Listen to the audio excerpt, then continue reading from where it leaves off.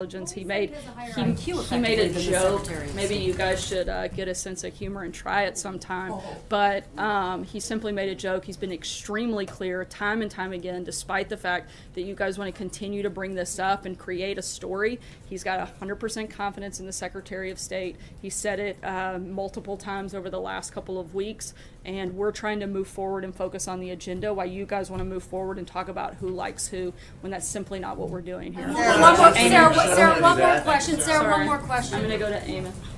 We're on a tight time here before the president. The president repeated this claim in the Oval Office today, saying we're the highest tax nation in the world. Why does the president keep saying this? It's not true overall. We are the highest taxed corporate tax in the developed economy. That's a fact. But that's not what the president said. That's what he's talking about. We are the highest corporate taxed country in the developed economies across the globe. Sarah, so that's accurate, but the president keeps repeating this claim that we're the highest tax nation. And that's what we are, the highest tax corporate nation. That's not what he said. He said we're the highest tax nation in the world. The highest tax corporate nation. It seems pretty consistent to me. Sorry, we're just going to have to really disagree. One more. I just wanted to tie up a loose end from one of the president's tweets this morning. He said that the NFL is getting massive tax breaks. He called on Congress to change tax law. What specific changes was he calling for? The NFL claims it no longer seeks a tax-exempt status. Well, while the NFL may have given up its tax-exempt status a few years ago, it's been well documented that billions of taxpayer dollars continue to subsidize the construction and renovation of professional sports stadiums. If this industry is going to use money from American taxpayers to build the very fields they play on, is it really too much to ask that they show respect for the American flag at the beginning of the game?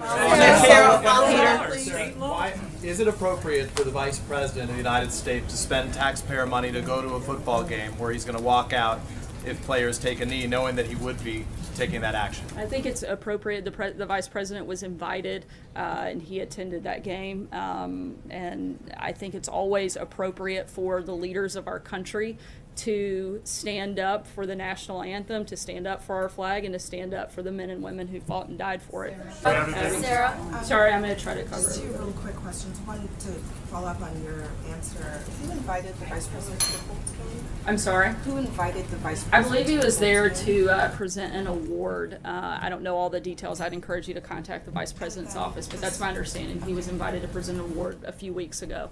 And the second question about the President's tweets about Bob Corker. He said he begged me to endorse him for re-election in Tennessee. Bob Corker's office has vehemently denied that happened, saying that the President actually called him and asked him to reconsider his retirement. Is the President telling the truth about this account? Yes. Peter. Sarah? Back on the football subsidies, the subsidies you're talking about are made by states and local governments. So is the president then supporting federal legislation to take that power out of the hands of state and local governments to subsidize local stadiums if they want to do so? Yeah, I think he's just making the point that if these individuals are going to be supported in large part and subsidized by taxpayers, that a large percentage and majority of Americans have said that they want NFL players to stand, that he's just drawing that connection between the two. Nothing I'm sorry, when he says change the tax law, he doesn't actually mean change the tax law. I'm saying the federal tax law doesn't apply here, but certainly we know that they receive tax subsidies on a variety of different levels. Jeff? Sir, how do you think these ongoing fights with Republicans on Capitol Hill help the president's agenda, tax reform first and foremost? The president's very committed to getting tax reform done. Look, he's calling on Congress to get their job done. They're on another vacation right now. I think that we would all be a lot better off if the Senate would stop taking vacations and start staying here until we actually get some real things accomplished. The president's here and he's committed to working with them to do that. I think the Senate is working today, though, but how specifically does belittling the chairman of the Foreign Relations Committee help with tax reform? Because the president may need his vote on that. Well, look, and hopefully Senator Corker, who's been somebody who's consistently talked about being a fiscal hawk, was presented with responsible cuts, that he would certainly support those. Matthew. Thanks, Sarah.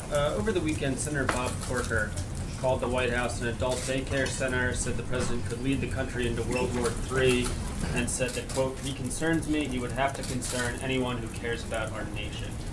What can you tell us a little about the internal reaction to such a senior Republican making comments like that? And is there concern that other top Republicans could make similar comments? Look, Senator Corker is certainly entitled to his own opinion, but he's not entitled to his own facts.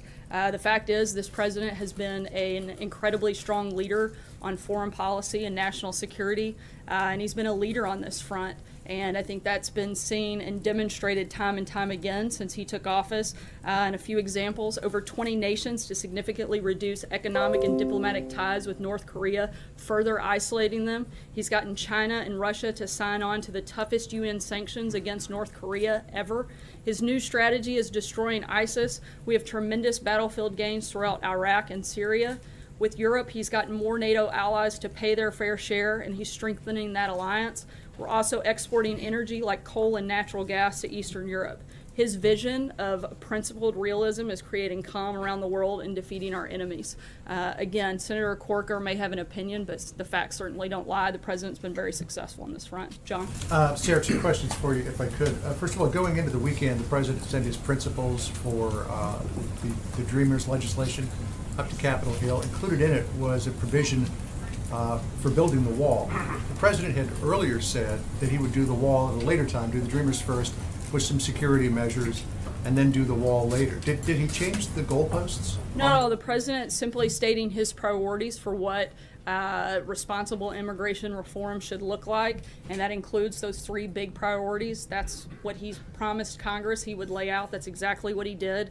And I don't think we've been inconsistent on that front, and certainly not unclear. The president has talked about his priorities repeatedly, and in this case over the weekend laid them out in a very detailed fashion. Is he insistent that the wall be part of any DACA legislation? Look, I'm not going to stand up here and negotiate from the podium with you guys. That's something for the president and Congress to work out, but we're laying out our priorities. That's exactly what we put in that document, and we're going to work with Congress to try to get the most responsible immigration reform package that we can. And question two, speaking of goalposts. That was like 3 questions already. No, there's a question, follow-up question two. Good thing he's a reporter and not a math teacher. I was horrible at that. NFL Commissioner Goodell sent a letter to owners and chief executives of all of the NFL teams saying, like many of our fans, we believe that everyone should stand for the national anthem. It's an important moment in our game. We want to honor our flag and our country, and our fans expect that of us. He's having a meeting next week to discuss all of this. Given the position of the league as articulated there by Commissioner Goodell, what's the White House reaction to what it looks like the NFL is going to do going forward? I think we would certainly support the NFL coming out and asking players to stand, just as the president has done. We support the national anthem, the flag, and the men and women who fought to defend it. And our position hasn't changed on that front. We're glad to see the NFL taking positive steps in that direction. And the president in his Forbes interview earlier today said that he's got an economic development bill that he's working on. He said nobody knows anything about it, and that's the first time he was talking about it. It would have some kind of a carrot and stick approach for companies that left the United States. Can you tell us more about what the president plans and when that's going to happen, given that you've got immigration, tax reform, and a whole bunch of other things moving on the Hill?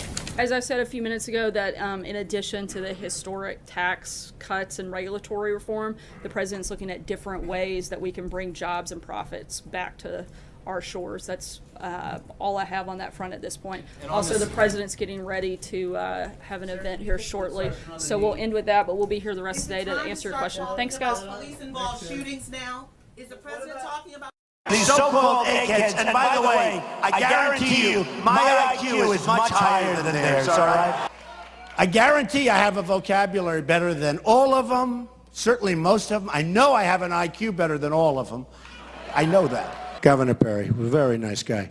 He made nasty statements about me. And then I challenged his IQ, which wasn't nice to do. And I challenged his glasses. What the hell are you wearing glasses for, all of us? I said the glasses aren't working. I tell you what, one thing we've learned. We have by far the highest IQ of any cabinet. I guarantee my IQ is much higher than any of these people. Like my uncle was one of the great professors at MIT. I mean, believe me, if it's good genes, we believe in genes, right? We're allowed to say that. So I tweeted that Rick Perry should have